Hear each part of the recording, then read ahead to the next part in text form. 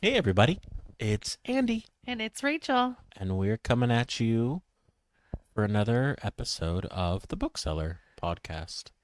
Yes, It's exciting. It feels like it's been a very long it time. has because we didn't do a mini episode. We missed our mini-sode. Mm-hmm. Life got crazy, It did. and Your parents were in town we've still read, but it's too much. It's too hard to talk every all the week, time.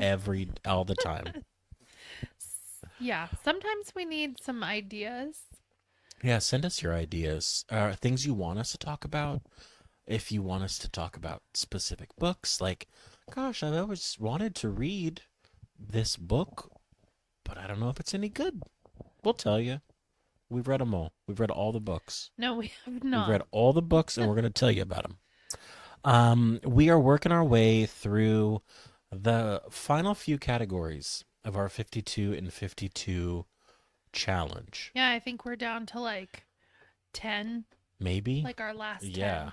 Yeah. Which is super exciting because Then we're free. almost daily I'm coming to Rachel like pick another category. And she's like, I'm like four behind. And I say, I don't care. I just have to have this done so I can go pick a I book and read really it. wish you would just go pick a book that you want to read because, Mentally, I can't yeah, but then because you're putting me in a real hard mental I don't situation. care if you're behind. It's like I just need to finish it. And then once my work is done, I can enjoy myself. It's the Good for same. you. It's the same way I do with like housework. I'm gonna clean the house, and then I will sit down and do what I want to do. Yeah. Yeah, First, do what you have to do before you do that's what you right. want to do. Work hard, play hard. Okay. Well, speaking of working hard, we have been hard at work reading. We last left off on a category, and our next one that we chose was a character who can fly.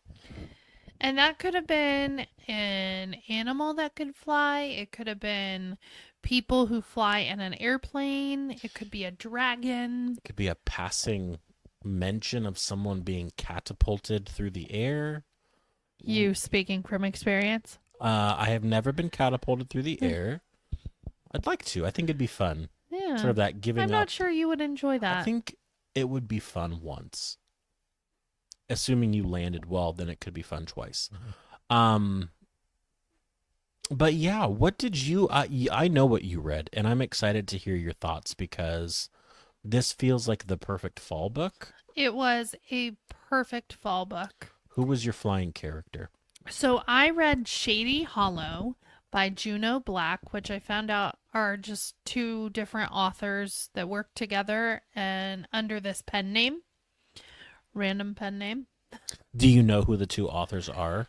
Yeah, but I don't remember their names. I mean, it's all mentioned on the book Yeah, for yeah. sure. I wonder how well known they are Yeah, I didn't. as I themselves. had never heard of them, but that doesn't mean that they're not famous for some reason. Yeah, So, I mean, that's probably true. yeah. We don't know everything.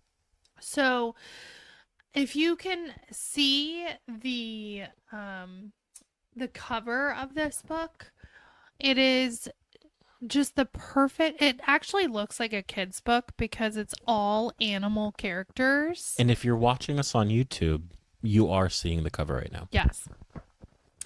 But it is a cozy mystery. It is the first in the series, and I think there are like five, maybe going on six this year. But it starts out with a bang. There's a death of a curmudgeon toad that everybody in town knows. He lives by the swamp, and anyone who has come across him has had some sort of judgment It's like Kermit the put up. Frog Yeah, gone wild. yeah, put upon. He's just not a happy old guy. Um, but he is found dead. And so that's Yikes. the beginning of the story. The rest of the story obviously is solving who did this in this little cozy town of Shady Hollow, where animals live in harmony together. That sounds nice. Sounds nice until somebody goes missing or dies Yeah, of I mean, murder. till s- Yeah. I think that's like a fair barometer. Yeah. Anything is nice unless someone's getting murdered. Yeah. So basically, we hear from this hummingbird who works at the local, like, newspaper, and she tells Vera Vixen, who is our main character. Is she a fox? She is a fox, of Very course. cute. She's a reporter, Okay. and she decides to take it upon herself to figure out who Done it. committed this murder. All right. But as she does so, she works with the police who happen to be bears, which I think is That's so cute. perfect. um, her best friend and kind of confidant and someone in the neighborhood who kind of has access to everybody is a raven, Oh. Lenore Lee. Wow. Thank you, Edgar Allan Poe. And she owns a bookstore called Nevermore. That's so cool. Okay, I want to visit Shady Hollow. Right? It's just the cutest little town, and I love it. Um there is a panda who owns a restaurant named Sun Lee. I hope they serve noodles. I think so. The Kung Yeah. Fu Panda. Yeah, because I think he comes from a faraway land. China. Yeah. So I think so. China. And we find out more about him, but he's kind of an outsider who just moved there. Hmm.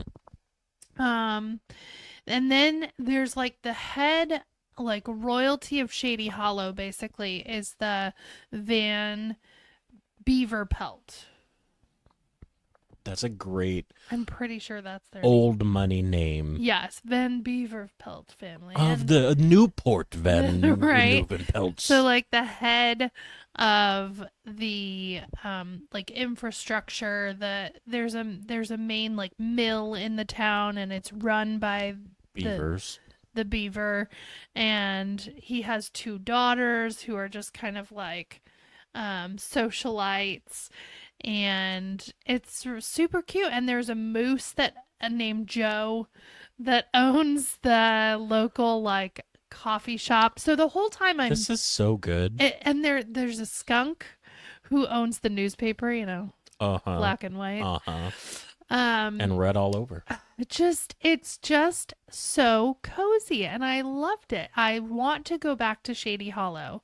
When I was reading it in my mind, it was very hard to like make these animals people because the Okay. character, I don't know, like in a kid's story, I feel like I have an easier time, Mm-hmm. but they were doing like adult, they not like like they were. There was no orgy.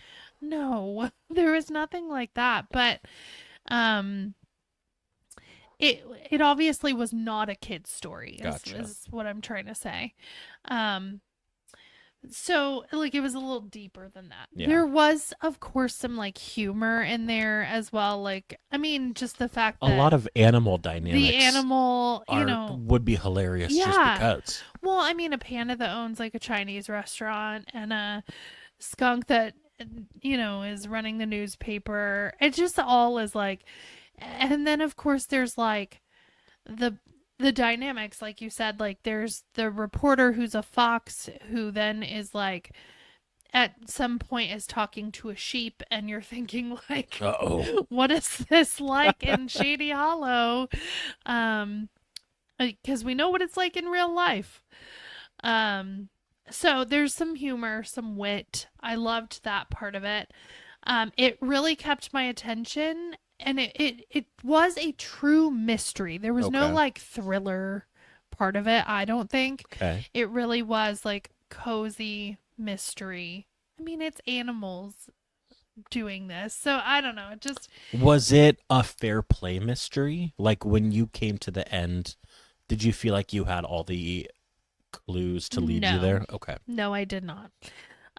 Which I think takes away from it. it's I know we've talked about this before, but like it I didn't have all the facts, and Yeah. so there was no way for me to figure it out.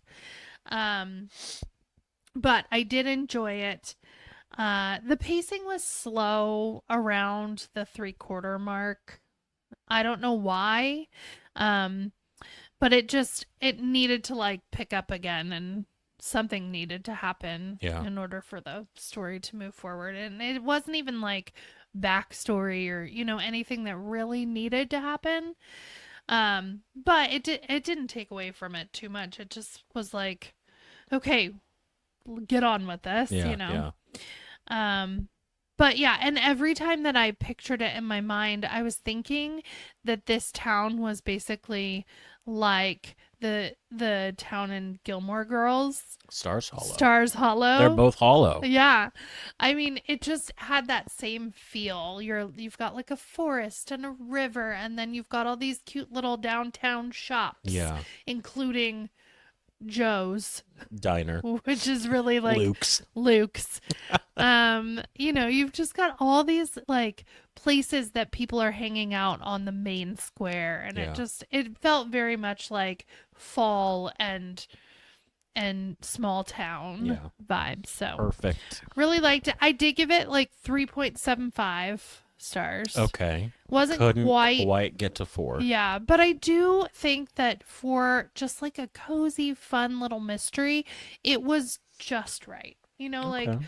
I think that, it's not my top mystery ever, but I certainly will continue the series because I just think it's cute. Yeah. And it's a nice little break from the rest of this. And did it go fairly quick? It's not like you were Yeah. getting bogged down by this No, fun, no. light mystery. No, there were a lot of characters in the beginning, but because they're all different animals and their names kind of go with it, Yeah. it wasn't really difficult Hmm. to keep track of them. I like that. Yeah, I want to check it out. it's cute. I would love a fun, cozy series. So what? Like grown up Redwall. Well, yeah, that's basically what I mean. Yeah. I've never read Redwall, Well, but I mean, I never would think went it's to Ubu Jobber. I would think it's something like that. Yeah. So you had a character that flew. I did. And mine sort of became a metaphysical flight. Um I Tell me more. am a huge Dan Brown fanboy. I have read every book he's written. I devour them. I sacrifice sleep, eating, bathroom breaks, everything to get through these books because from page 1, I have to know what happens. And Well, I think I need to like start at the beginning of Dan Brown. I think so. This is the 6th in his Robert Langdon series as like his main Right. guy. He has 2 others outside of this series, Deception Point and I'm forgetting. Oh, Digital Fortress. And Digital Fortress is amazing. I thought Deception Point was a little slow, but that's beside the point. We're talking about The Secret of Secrets, which is his new book. Brand new. Brand new. Like last week or 2 weeks ago, maybe? 2 weeks ago. Yeah. 2 Tuesdays ago. It came in the mail. I think I quit work early. I escaped and had to start immediately. And once again, like instantly you're transported into this world. And usually it takes place in like a foreign country. Yes. Yeah. So we've visited Vatican City. We've visited Spain. Venice. Yes. Spain. Mainly Madrid, but they go outside. The Lost Symbol was actually set in DC, which was really Oh. cool. And that's actually my favorite one. Oh, interesting. And then so So where was this one? this one was set in Prague, Oh man. which I have no knowledge of Prague beyond a few. Like I know that it was had a huge Jewish population. I know that it's known for like very magical and Kabbalah related things. And beyond that, I don't even know what country it's in. I thought it was a country for a while. Is it not? No, it's a city. Um, and so Oh man, we this sound one, so smart. I know this one I had no frame of reference for, and I think that actually took away from the story because all the Mm. other ones I had actually been to or was very familiar with. So Robert Langdon meets up with this girl, Catherine Solomon, who we actually first meet in The Lost Symbol. And they are kind of flirtatious back then. And now here they are, finally together. Oh wow. Yes, first time Spoiler alert. he's been, it's like the opening page. Um, I mean for the and series. yes. But Catherine is a noetic scientist, and noeticists study consciousness. Their goal is to identify where does consciousness reside. And it's a real field of study. It's real science. How do you study that? Yeah, yeah. This book goes into it in detail. Oh, so you're an expert now. Sometimes so far over my head, I don't quite know Ooh. what's happening. Hmm. But it this book specifically talked a lot about out of body experiences. Hmm. And when an out of body experience is happening, oftentimes people report that they are flying, whether they are Oh, flying here we over go. their own body and looking down. Like in Yeah, like hospitals, a bird's lot eye of view. people report that.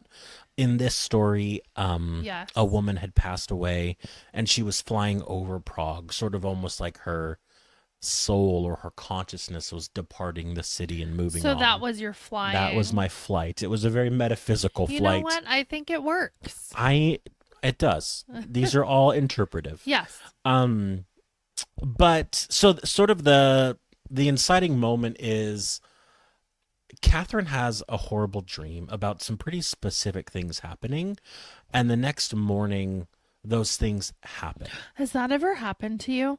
almost daily. What? Yes, it's horrifying.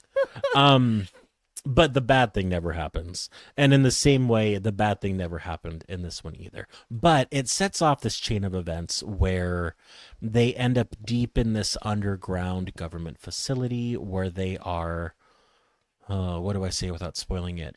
They are studying consciousness in a controlled environment.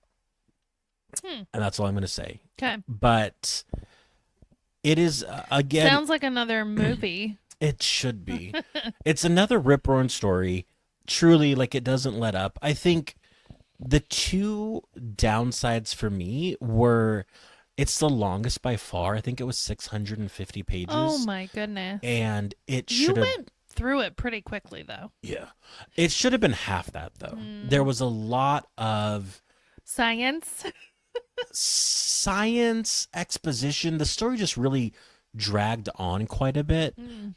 Like you're like, okay, I get it. Like so and so likes each other. Okay, great. Let's not beleaguer this point. Um, Does he do that typically in no, his Oh, so no. So just this is a weird one in okay. that way. The other part is that all of his other books are so heavy on puzzles being the source of the mystery and Mm. leading to resolution. Hmm. In this one, there is that I can recall one puzzle.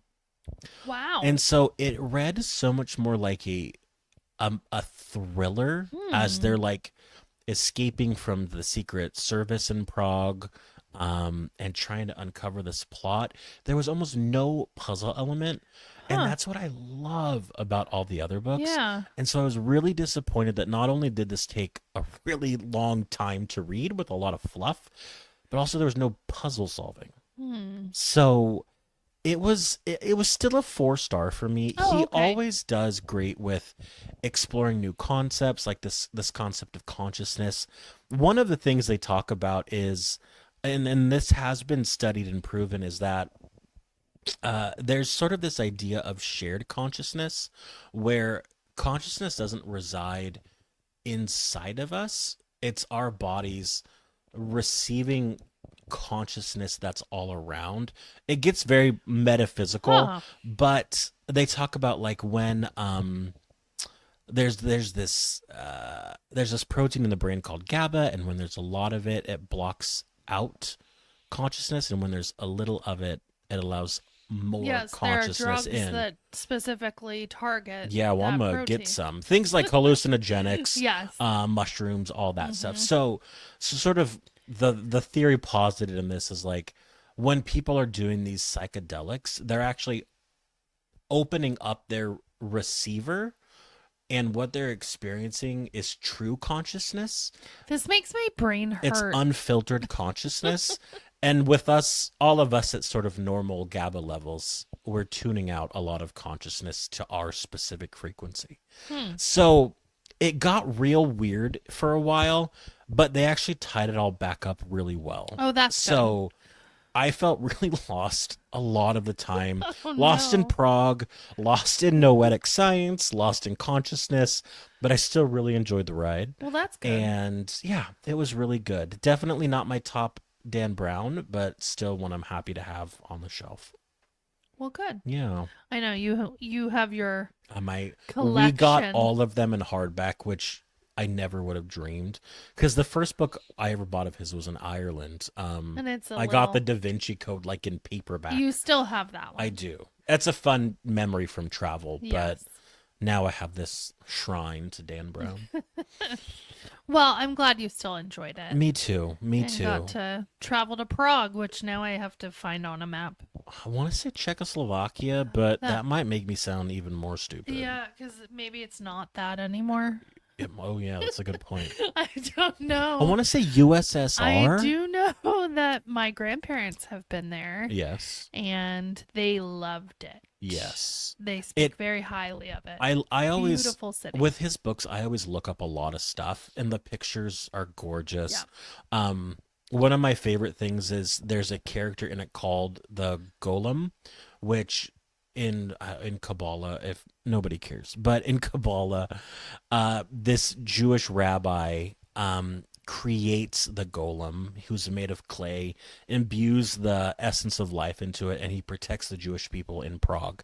And a person takes on this guise of the golem to intervene at different points in the book, which is pretty cool. That is cool. Yeah. So Thanks for your little fountain of knowledge. yeah, that's me, useless knowledge. Ask me what 10 times 10 is. I don't know. Oh man. But speaking of 10 times 10, our next category was a book that sold more than 1 million copies. And this can be a new book that was a bestseller, an old book that has had 100 years or more to sell copies. What did you pick?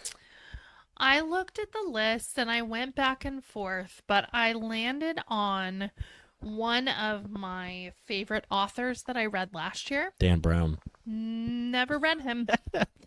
Um, and I landed on a book that came out the year I graduated high school. 1875. Basically, Snowflower and the Secret Fan by Lisa C. Mm-hmm.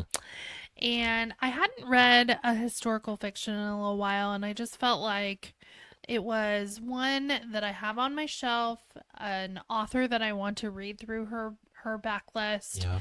And I love that. I love her writing. I love the history that she writes about because it's not a history that I know a lot about, and it's She wrote previously, you had she read The wrote Tea Girl of Hummingbird Lane. yes, and Lady Tan's Circle of Women. That's right. So this is your Yes. third one from her. Yes. Awesome. And I loved it again. I think, my first one was The Tea Girl of Hummingbird Lane. By far my favorite. So, like out of the three. But I still loved this one. So it takes place in 19th century China. Okay. And it's in a remote village where this little girl, Lily, who's about 7 years old, 6 or 7 years old, is paired with what is called a Lao Tong. Okay. I had never heard of this word.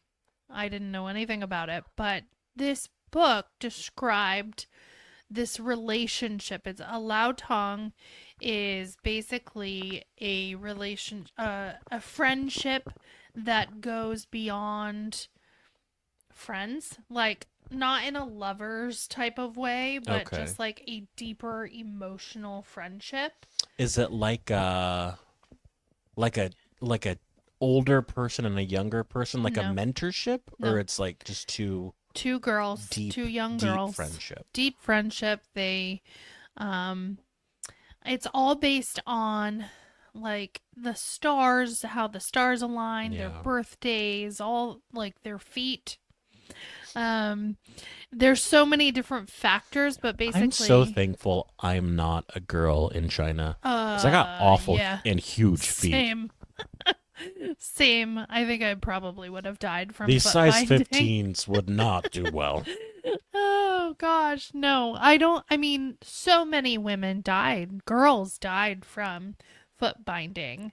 And in fact in this story there is one that does. And it just it's another one of those all of hers are very heavy because, the culture and the time and the girls and the women in these times and in this culture they were very low on the totem pole.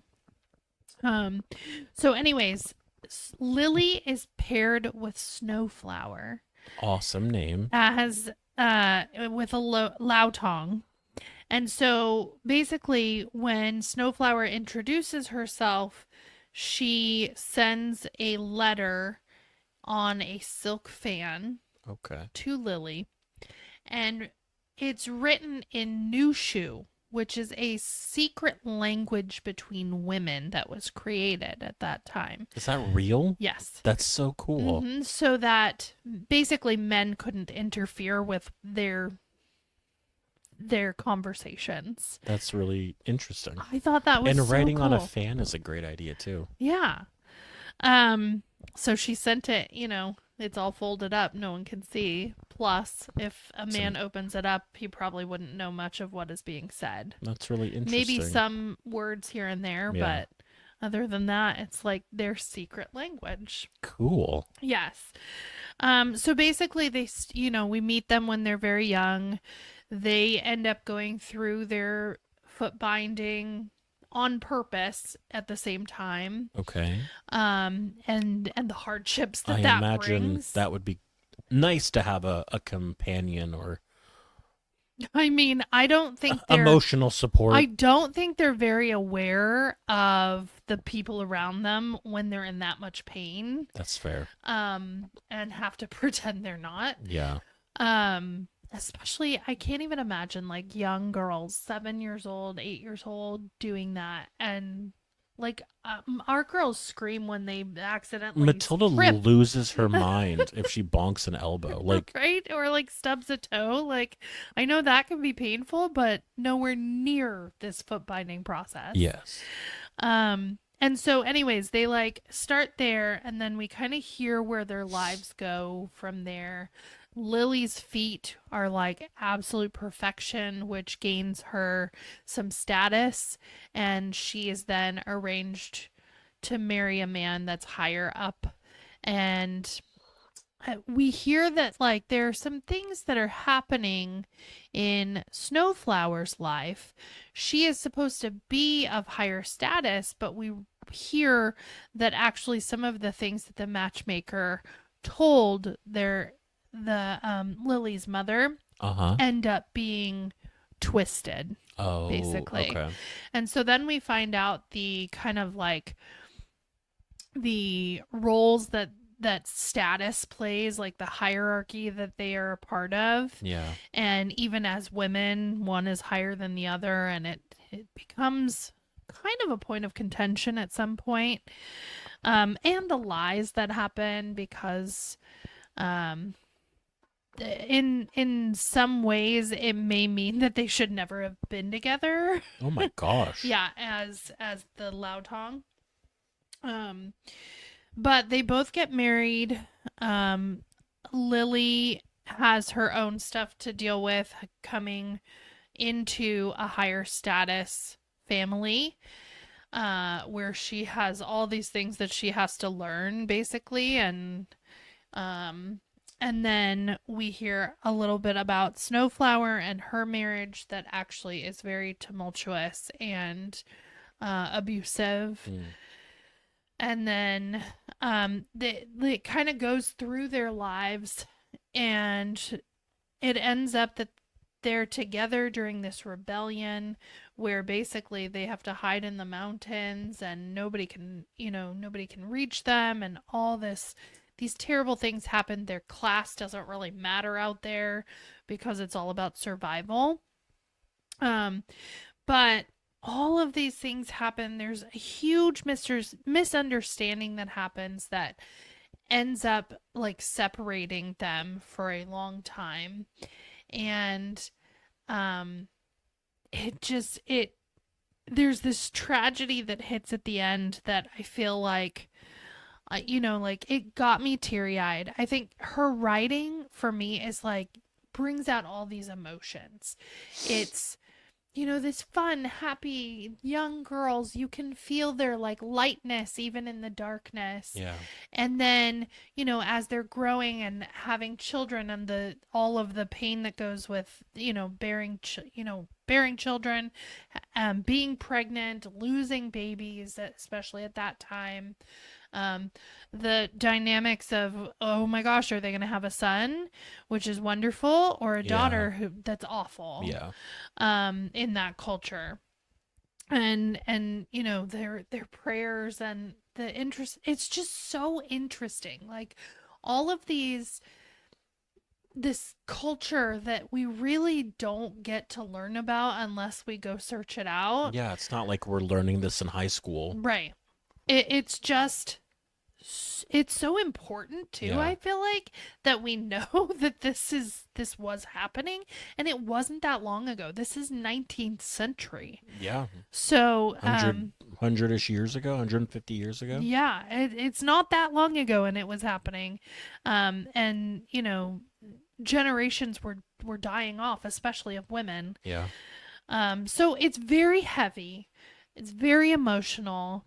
But the ending was really uplifting, and the friendship that they had and the bond that they had was really, it could come through. There was hope in the end, which I always look for in these heavy, heavy books. I think if you're going to write something that heavy, there needs to be a positive resolution at the end. Kristen Hannah. Don't talk. Don't speak that name in my house. It's really important. It's important because I think basically what that book is doing is it's highlighting all of the misery and the Mm-hmm. tragedy that people went through. And as you're reading it now, like obviously we have different problems, Right. but we still all have problems, and you need to know that there's like a light at the end of the tunnel. Right. And at the end of all of this, friendship always seems to, come through. Hmm. And so it's just so important to have those relationships with people. and Yeah. and I just, especially, I feel like in that time the women really needed each other. um all the things that they were going through were horrible. There wasn't much that they could really be happy about, and so they needed each other to lift each other up and to find those good things and happy things in their lives. That makes sense. Hmm. Yeah. So what about Good. you? Did you find a book that was had over 1 million copies sold? I did. I did. And let me buckle up, ladies and Oh, gentlemen, I remember now. because I read and finished this time Lolita by Vladimir Nabokov. And Dun dun dun dun dun. what the hell? Oh no, it's another one you're gonna tear apart. Burn. I think I'm with the majority here that this should be classified as like pornography. Oh Like this no. is a truly heinous book. Like Law and Order SVU wishes it could be this horrifying. But nobody wants to watch that. God, no. No. No. I mean, I shouldn't say nobody, but I'm sure there are some people out there, but nobody in this who, house, yeah, and with sane minds. right minds, yes.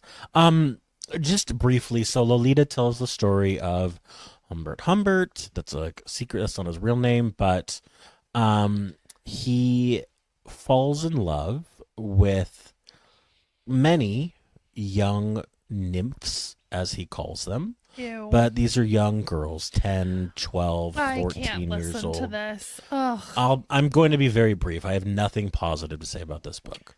Good.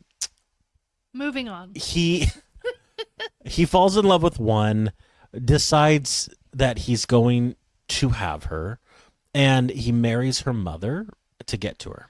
Ugh. Mommy dies somewhat totally unexpectedly, and he assumes custody of the daughter, No. Dolores, aka Lolita. And from there, he proceeds to develop a relationship with this young girl that is described in detail, Ugh. as well as his feelings about other young girls, but also Lolita's Do you get her point of view? physical. Uh, I'm trying to not like say disgusting words, but we find out that even at 12 years old, Lolita is already quite experienced at sex. No. And so it almost becomes her seducing him, and from there it just becomes horrific and disgusting, and I got through it as fast as possible to just be done with it. I truly couldn't tell you what most of it's about, except he becomes jealous that she's like talking to people her own age and begins to seclude her. And eventually Lolita escapes at 14, and he encounters her a few years later. She's now 17, married and pregnant. And he realizes in that moment that everything that he did to her was disgusting, and he regretted it wholeheartedly Ugh. and wishes he could go back and undo it, because he realizes he led her I to this mean, position. Do you think I'm not that's realistic? I'm not saying that justifies anything, but there was this like, he's like, "Oh my god, I caused this." And at that point he turns, and you get the impression he doesn't do this kind of thing again. So Huh. I mean, I guess great, he learned a lesson, but what a fucking horrible lesson to learn, especially hands-on. It was awful. I don't know why this book. Do you regret reading it? Yeah, I Yeah. really do. I think it's another one of those books where it has become cemented in culture's mind because of all the controversy around it, and not for the merit on the book itself. Right. And at the end, there is an author's note where Nabokov even says, like, there's no meaning in this book. There's no meaning? He's like, it was just a story I thought of and wanted to write. Ew. So anything that the reader or society gleans from it is the reader's own perspective being shown to them. That makes it even worse, I think. Yeah. Because, like, I mean, I read My Dark Vanessa, Yeah. which is, not. There's similar disgusting, horrible scenes in that. But Yeah. there was a purpose. Yeah. Showing the victim in that and showing what that looks like from a girl's perspective, not really knowing what's happening and how it's affecting her. And I think that is a really good perspective to Yes. tell the story from. I don't think it would have worked here because of Lolita, the character, being so promiscuous. It's not like she was unaware of what was happening. She wanted it as much as he did. So, no redeeming quality. Um, I Throw it won't away be keeping it on my shelf. I really don't know why it has stuck around as and is long as talked it about has. in the same veins as like The Great Gatsby, To Kill a To Kill a Mockingbird. Mockingbird. Like it's on that pantheon of classics, which just does not make sense to me. No. Also, I didn't even like the writing. I really there's nothing good about it. Moving on. Great. Our Moving on. next category is a book with the title that is 10 letters or less. And this was a tough one for me. I went through several books and none of them were really biting for me. Yeah. But what did you read? I ended up just looking, and on Audible, I read a book that you have already read. Okay. I think this year or last year.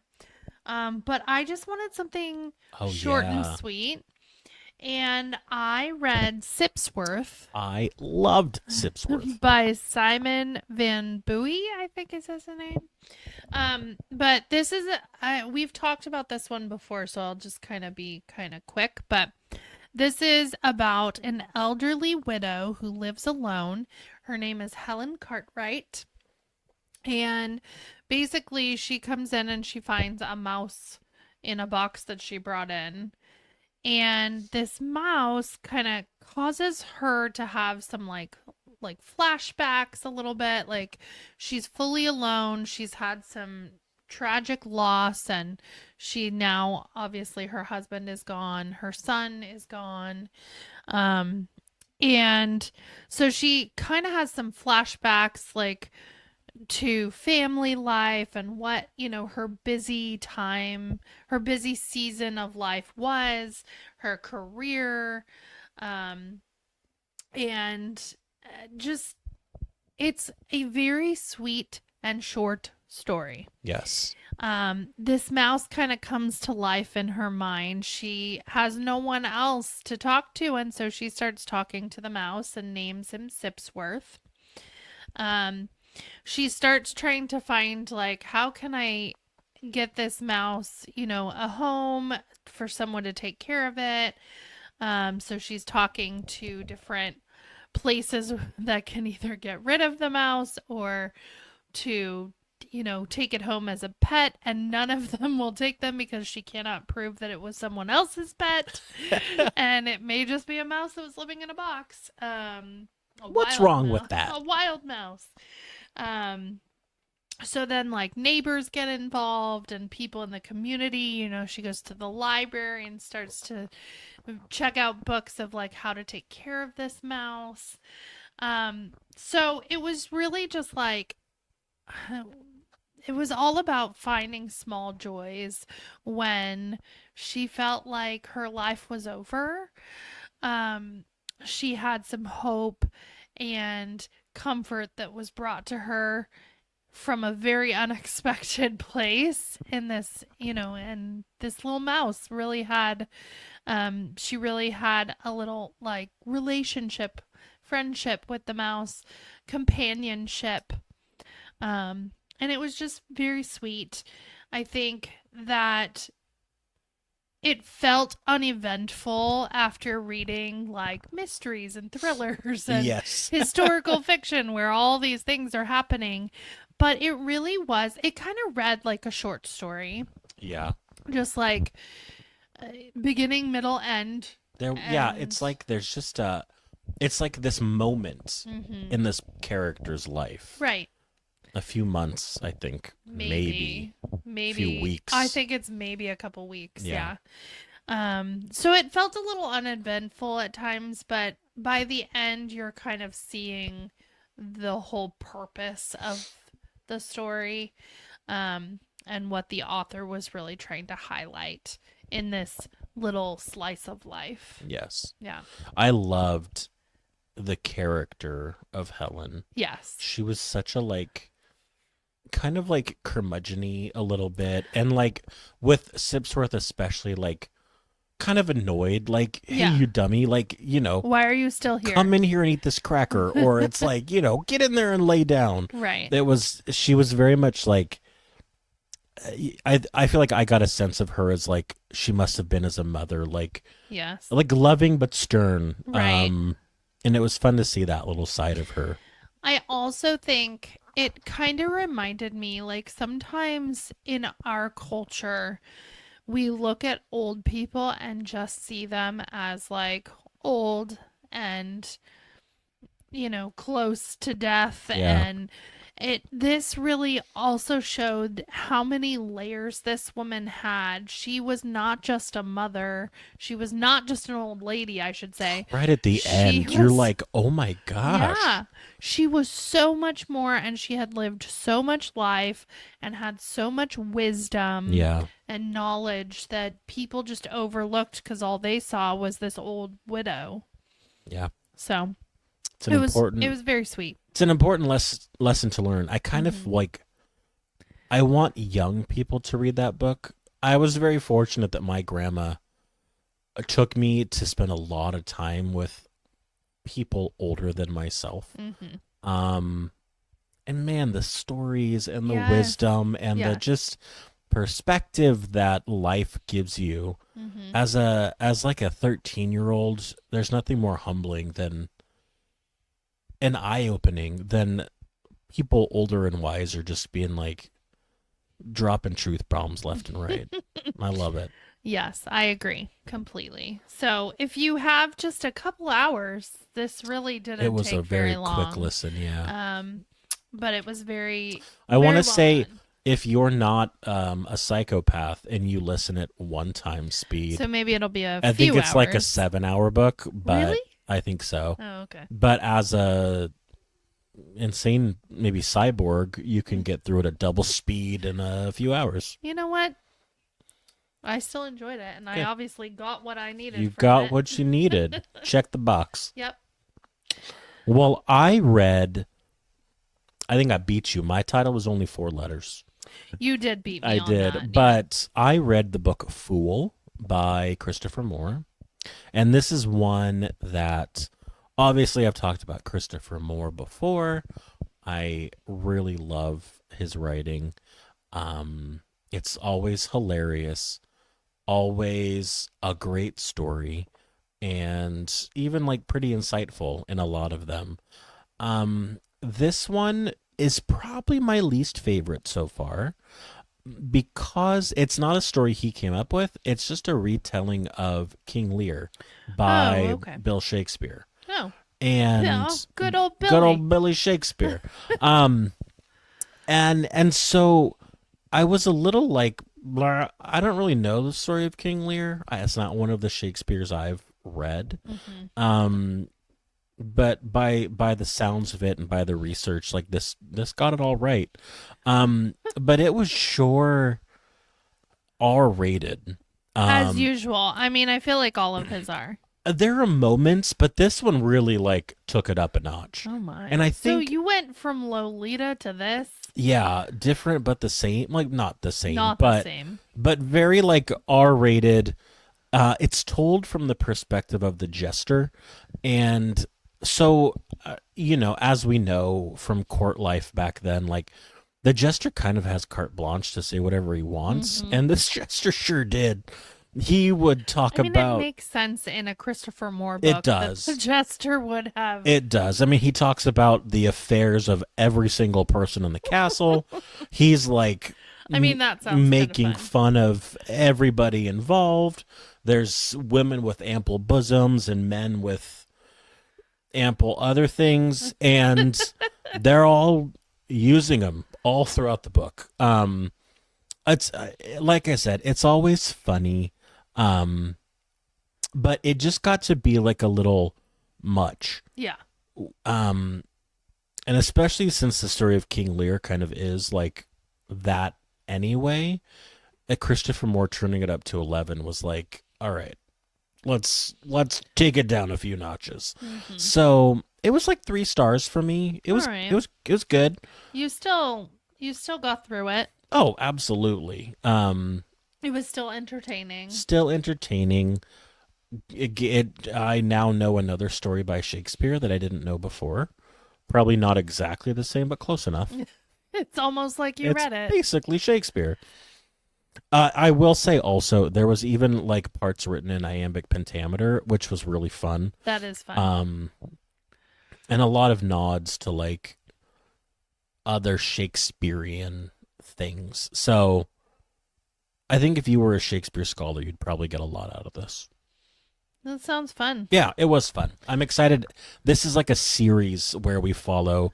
His name is Pocket, the Jester. Um, I like through that some name. other. I think the next one is A Midsummer Night's Dream, which is one of Oh, my I all-time love favorites. that So one. I'm more excited for that one. It has the title has to do with squirrels, I think. Oh, Shakespeare for Shakespeare for squirrels. squirrels, Yes, I yeah. see it. So That's yeah. exciting. Well, our final category was sort of a Perfect. shared category in that there were four. There was you had to read a book set in spring, summer, autumn, and winter, Mhm. and each book had to be from a different genre. You know what's crazy though? And we really didn't do this on purpose. We picked each one in the season we were in. So like we Oh yeah, did we had spring. winter Yeah. first, didn't we? Yeah, we did. And we're going random, guys. We So fully are just pulling them out of jars. And so this one came up and I was like, "Oh my gosh, it's perfect timing." Again. yes, in case you couldn't tell, the it was the set in autumn Yes. And so for these we had to pick different genres. genres Yeah, for each one. So I know I had done historical fiction, literary fiction, and a thriller. I had done a thriller, literary fiction, and a romance Ooh, for summer. that's right. And so for autumn, I picked a horror.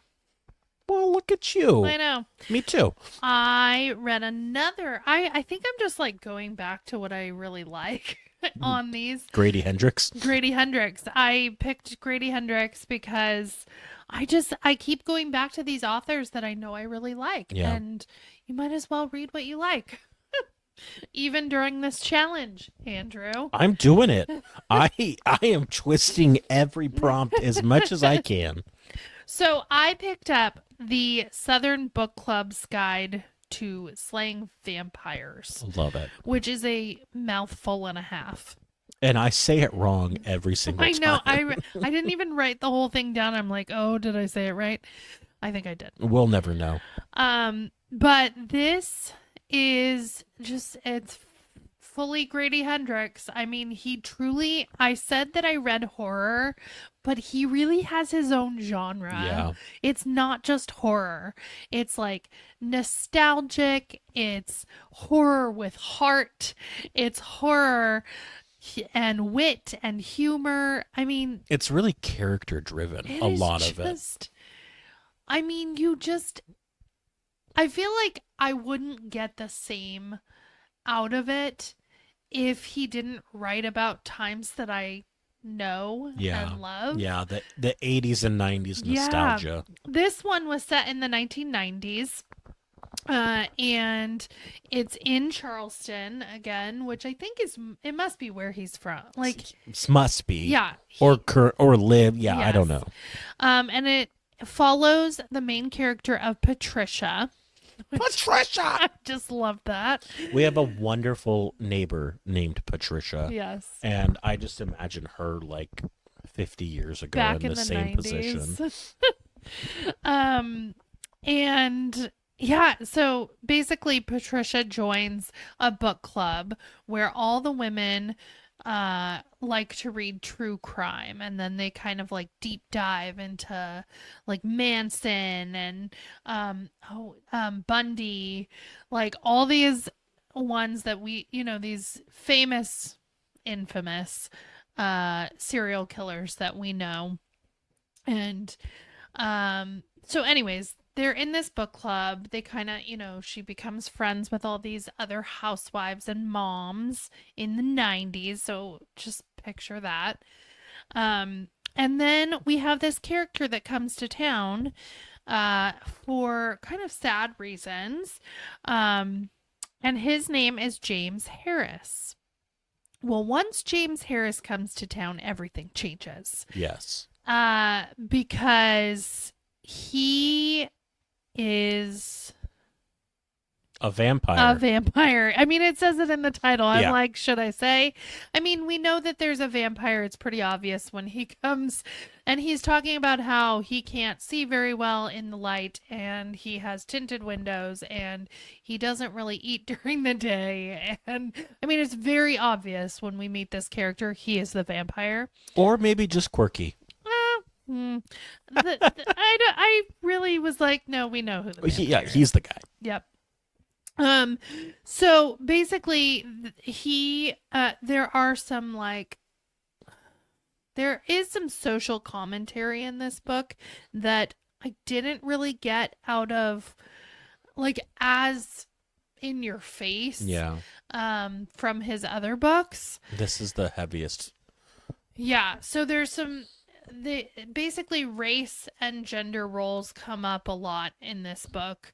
It's a bunch of housewives, so we hear all about these women in the 90s that In either the in the South too. yeah, and that is That's a important. It huge is in the piece of it. South. So the race dynamics in the South where there is a huge discrepancy between like the black community and the white community during this time and kind of how they lived and the financial status of all of them as well. But basically, there's the really poor neighborhood and then the wealthier Yeah. or middle class, really, I think. White is what it really boils down Yes, to. in this In that, story. yes. Yes. I'm not saying that. What I'm trying to Yes. say is that the white people were not wealthy. They were fully just middle class Yes. white people Yeah. in this story. Yes. And so anyways, it was a little in your face.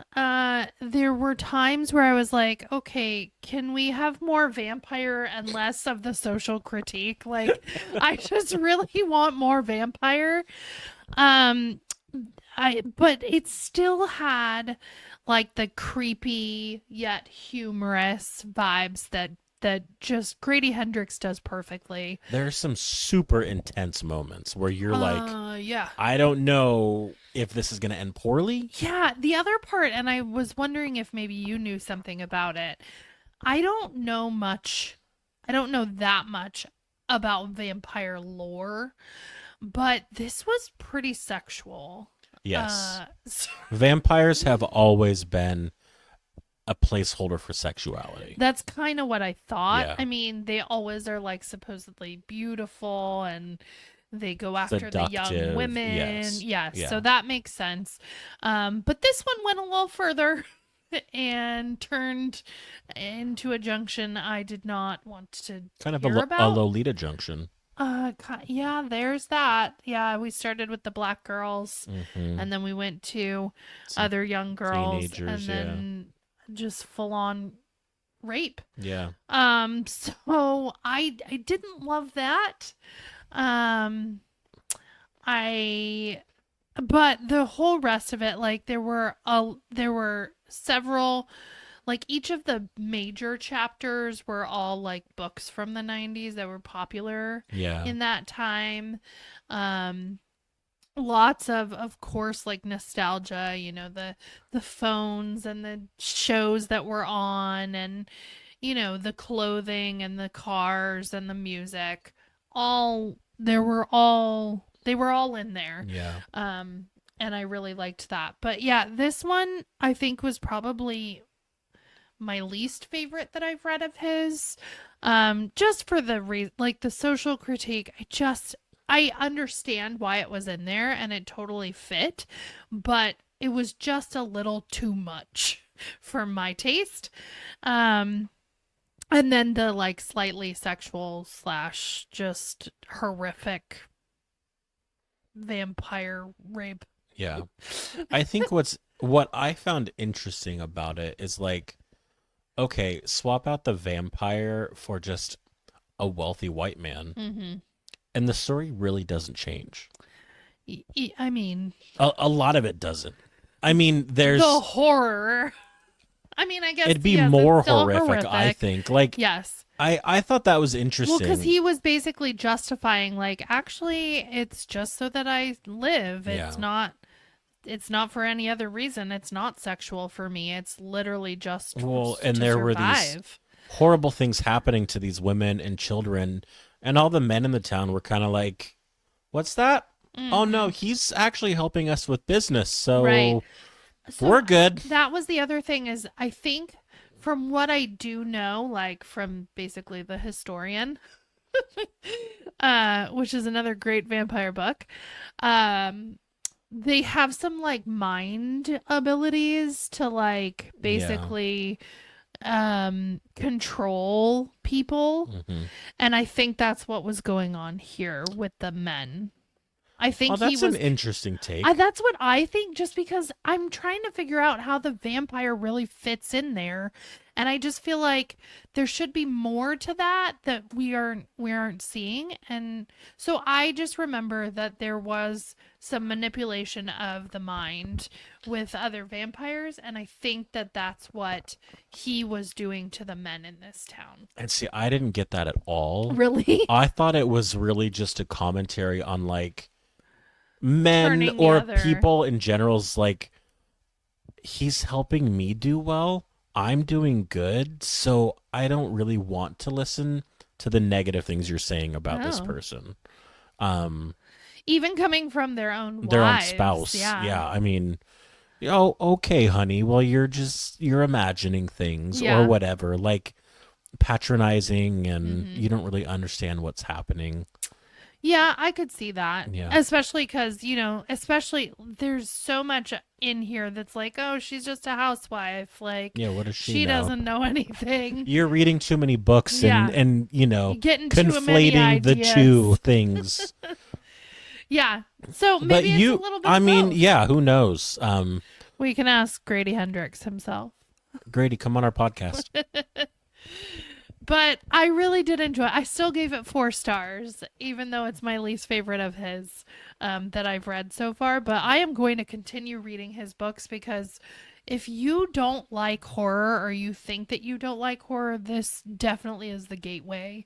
I cannot wait for you to read some of the others. Okay. Horror Store Yeah. is so much fun. You read that I so want Horror quickly. Store to be a movie like Really? so I badly. mean it would be really cool. I think it takes place in I like an want to take over IKEA. an IKEA and I'll film it. I don't care. We sold our souls like Yeah. amazing. I will continue to read his books. I really love them. I'm not sure anything will ever top It won't. How to Sell a It Haunted won't. House, which is my first horror, basically, almost ever. I'm still chasing that high. Yeah. Yeah. It's a Yeah. good one. And this book I read for this challenge, it was close, Oh, but yeah? not quite. What did you read? I read, it's called Dark Harvest, and it's by Norman Partridge, And what genre was it? also horror. Oh. Yeah. And it's a slim little book. I want to say it was like 200 pages. It went very quickly, but the general gist of it is that every night on Halloween, this pumpkin man. Like every year on Halloween? Yeah. Okay. Yeah, sorry. Every year on the night of Halloween, this pumpkin man comes to life in a cornfield and enters the town. Um, Very autumn. very autumn. And there's this thing called the hunt that every high school boy talks about, but they really don't talk about it. Hmm. Um, and we find out through the main character, Peter, that when you are a teenage boy Peter and Pumpkin Eater.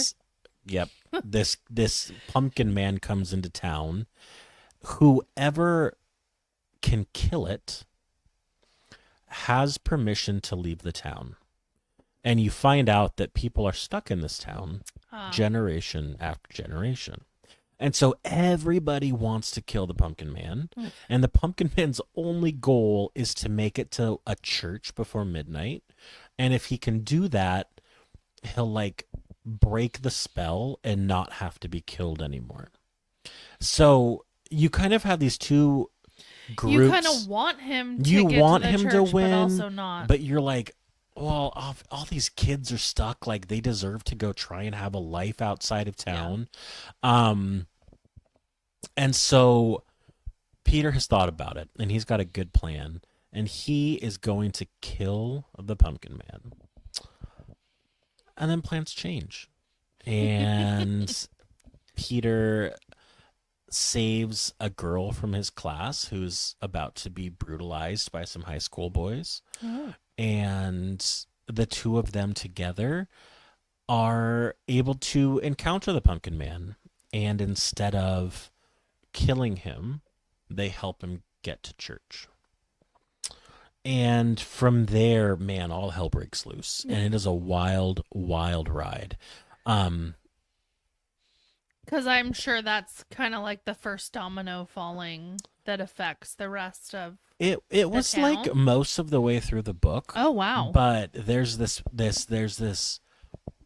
chaos that happens afterwards because the adults don't want the Pumpkin Man to make it. They want to keep everybody there? They don't know what will happen. Oh. And so they're afraid that something bad will happen to their kids. Adults. Adults are so dumb. God, adults, come on, quit adulting. Stop growing up. But yeah, the story itself was like really good. It was well paced, well told. I talked about this a few weeks ago with my novella, and I'll say it again with this. Like, books don't need to be that long. Mm-hmm. Tell a good story, I agree. and that's it. Yep. And this one really, it told a good story. The writing, some of the best writing I've ever read, genre agnostic, not just in horror, but in anything. It was so descriptive, no extra words needed. It was like spare in the way Hemingway wrote, like very literary writing for a horror story. Hmm. Um, Yeah, and I wouldn't think that those two go and together. he also, it's almost like you were sitting across the table from each other, and the author was like telling you the story Hmm. because he kept saying he'd say things like, "Oh, well, you grew up in the town, so you know what I'm talking about," and then he'd tell you part of the Hmm. story, and then he'd say something, and he'd be like, "Oh, but you know all about that. You were there that night," and it was this like weird familiarity where you're like, "Was I there that night?" Because it was like a nameless little town Yeah. in nowhere America. Like it could have been anywhere. Mm-hmm. Um, I really loved it. I have it on my shelf to get rid of. I'm really rethinking that. Hmm. Because I think it's one I would want to revisit. Um, there was just so many good things about it. So go check it out. It's another one. It's not bloody. It's not scary. It's just a really good horror story. Um, that if you're not a horror fan or you're squeamish or you're like, I don't want to be afraid, you should check Dark Harvest out because it's a good Especially for intro. October. Oh man, yeah, Sounds it perfect. was perfect. It was. Well, that's all. I had finished another one, but I think we're gonna save it Yes, for because next I'm time not quite because there. you'll catch up there. Yep. Um, but yeah, man, we're down to the last few I categories. know, it's kind of I'm fun. thinking maybe by The end end of of October. December. Oh, maybe end of December you'll be done, Hmm. but I'm gonna be done by the end of I'm October. gonna try and stay with you. I'm only one behind right now. Yeah, no, we're doing good, Yeah, and we're reading some good stuff, we are. some terrible stuff, but that's okay. Still knocking stuff off of our TBRs, especially our physical TBR that Yes. we have. Just try. I'm really trying to get it You down. have not gotten rid of a single book. I just need to point out. To be fair, I keep reading good books. All right, that's fair. They can't all be Lolita. No. No. All right. Well, it's been fun talking books. I hope everyone listening enjoyed at least part of that. You don't have to enjoy the whole thing. I get it. Or just, we bid you. Are we doing it? No, I'm just kidding. Jeez. No, I think just if you take anything from this, I would say just find something that you like. But don't be afraid to read something new. Yes. I Just think, agree. if you would have never tried How to Sell a Haunted House, I your life wouldn't be as It complete as really it is now. wouldn't because I love his books. And if I So hadn't have read Lolita, I wouldn't know that I wish I would have never read Lolita. All right. Well, with all of that in mind, we do bid you good reading.